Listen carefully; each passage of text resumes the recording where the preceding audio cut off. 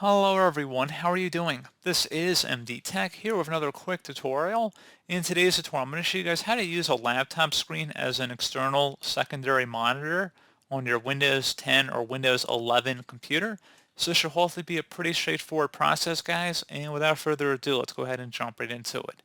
So all you have to do is tap the Windows, Control, and the P key on your keyboard at the same time. So again, the Control, Windows, and P key, it's three keys, and go hold them down. I'll have a demonstration or visual up on the screen.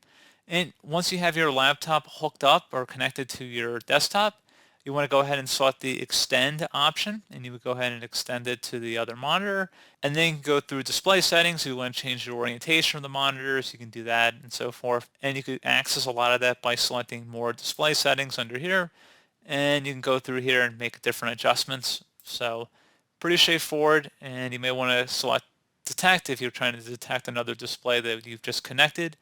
So pretty straightforward. Do hope I was able to help you out, and I do look forward to catching you all in the next tutorial. Goodbye.